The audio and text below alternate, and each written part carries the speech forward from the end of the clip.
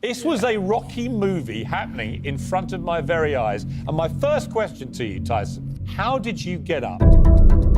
Boxing, much like other professional sports, is a game of extreme highs and intense lows. This is boxing at its best. Where fighters push themselves to the very brink, where results hang on a knife edge, and where every step is scrutinized. You never give me a fair shake. HBO needs to fire you. You don't know shit about boxing.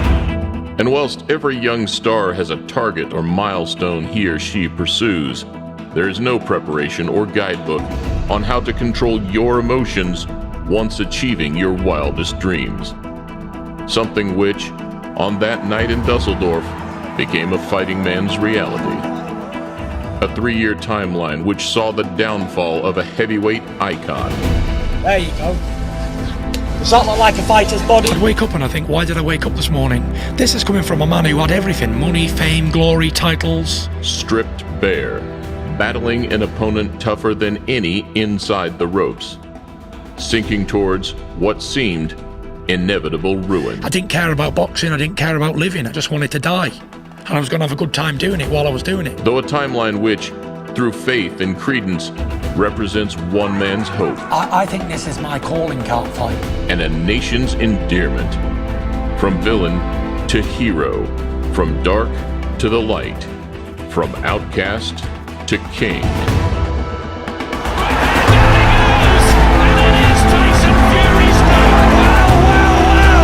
Bigger and better things from now on. Expect to see a new heavyweight champion. Last tape of the end! I'll fight now! Our journey back to the top is called Road to Redemption.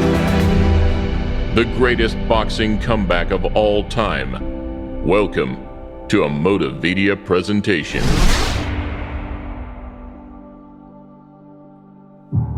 We go to the scorecards.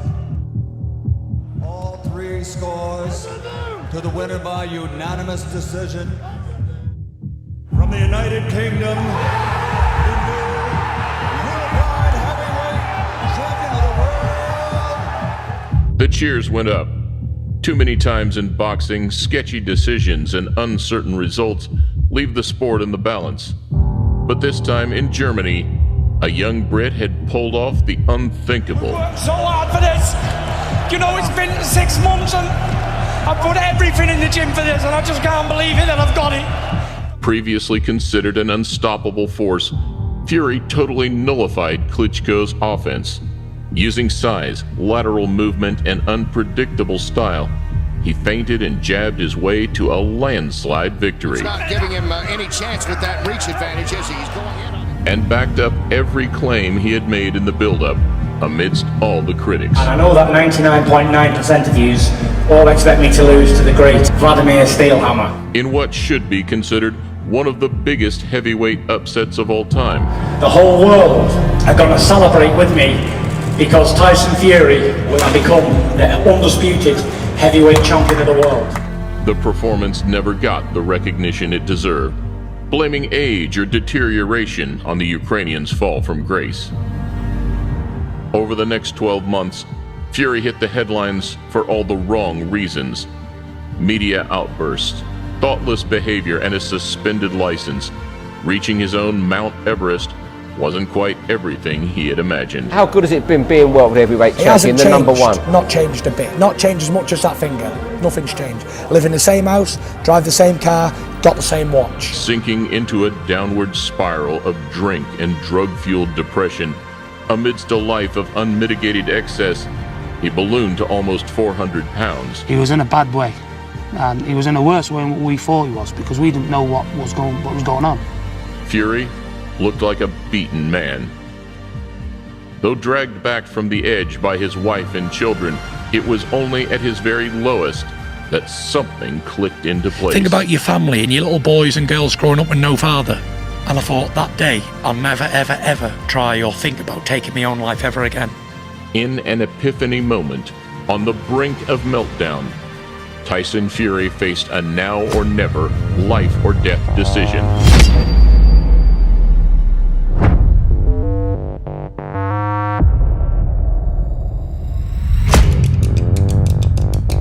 The tortuous route to redemption was on, and at first, taken with a pinch of salt, gaining little attention. It was a mammoth task. It was mission impossible, to be honest with you, at first. Everybody thought he was finished. Though inspired by Billy Joe Saunders' similar shutout performance on away soil, Fury had the momentum he needed. Parting ways with his uncle, Peter Fury, and instant rapport with young trainer Ben Davidson set the comeback alight. Free to fight again after the backdated 2-year ban, 2018 was marked as the year Fury would return. My promise to you and to BT Sports and to the world of boxing is I will reign supreme once again. The homecoming echoed the champion's former vibrance, the first fight coming in June against Sefer Safiri in Manchester. Who's ready for a war? Tyson Fury! Beaming smile and dancing throughout, Tyson Fury's performance was more of an I'm back statement than a masterclass. Though, despite his weight coming off, he didn't yet look the same man that shocked the world. Fast hands, also good footwork, he switches on the target every now and again, but not enough to convince you that he's going to be undisputed champion of the world again. After the victory, Fury proclaimed he would have a world title by the end of the year. Frank's going to keep me busy and I'm going to have a world title by the end of the year, that's the promise. At the time, nobody realized quite how serious he was. Warren set the sights next on the Carl Frampton undercard in August for another high-energy outing. This time, matched up against Italian Francesco Pianetta, Fury was reacquainted with an old rival at the weigh-in.